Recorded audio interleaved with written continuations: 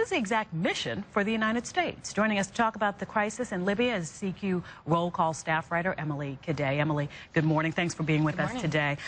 Specifically, John Boehner is saying the American public, Congress, and we all have the right to know exactly what are we doing in Libya. Right. I think that's the president tried to lay that out in his speech on Friday. He said this is a humanitarian mission, and that the end goal is to protect civilians and keep Gaddafi from killing his own people. But I think there's a question now, what happens if Gaddafi doesn't leave?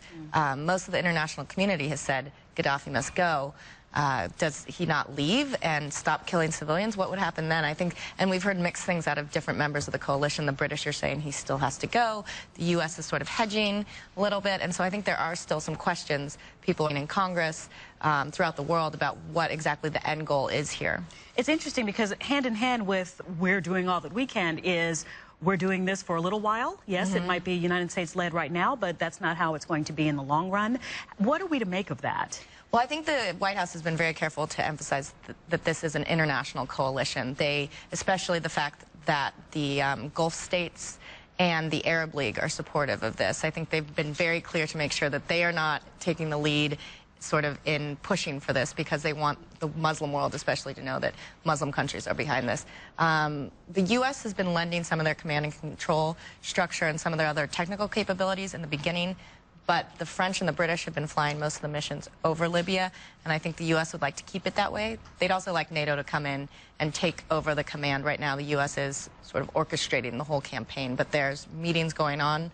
They're hoping in the next few days there could be a NATO umbrella over this whole mission. This is really something. I think that this whole mission here sort of snuck up on the American people, if I might speak for us, and I'll just say that it just seemed like went from 0 to 60 in this. Is that what the feeling is, would you think, in Congress? I think that's fair. I think there had been a lot of talk from a small group of members on the Hill really pushing for this, but the administration had really been holding it off at arm's length. We heard for a long time that a no-fly zone was a very complicated act, that it's an act of war, in fact. You know, Bob Gates, some of the other military generals had come up to the Hill and really sort of thrown some cold water on the whole idea of a no-fly zone. So the fact that in about 72 hours last week we saw a reversal from some very sort of pragmatist, non-interventionist members of the administration coming and saying no, no, no, to all of a sudden we have a UN resolution and U.S.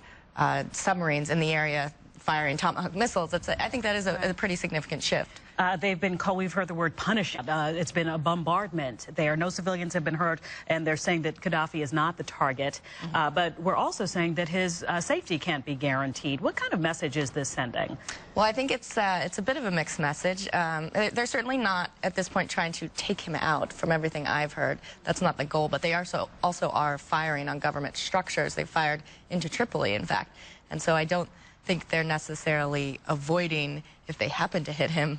I don't think that would be something that they would be terribly upset about. But right now they say their goal is purely to protect the humanitarian actions on the ground, protect civilians, keep Gaddafi from killing his people. They say they're not officially trying to kill Gaddafi. Again, Defense Secretary Gates has said that they're expecting to turn the mission over to coalition, and he says in a matter of days. How likely is that to happen? Well, I think the earliest we're hearing from our European allies and from folks meeting in NATO right now would be Tuesday or Wednesday. So it could be a matter of days, but again, this is fairly complicated, and we're not quite sure who we have on board besides really the gung-ho countries, which are France and Britain, who are really taking a lead on the airstrikes over Libya right now.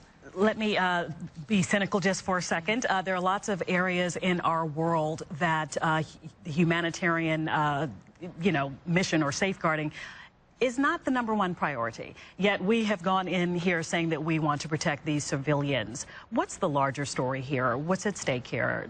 Well, I think it's because it's a sort of a critical part of the world right now, and this is one of the reasons for some of the confusion is because, exactly as you said, there's a lot of humanitarian crises. I think what's unspoken is the fact that this is part of a broader Middle East uprising. There's concern about Gaddafi destabilizing the region, including Tunisia and Egypt, which have just gone through their own power shifts.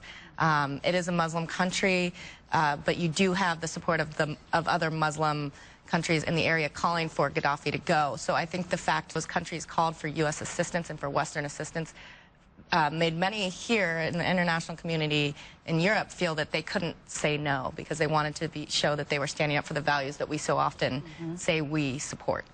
Emily Cadei is a foreign policy correspondent with Roll Call. We appreciate you.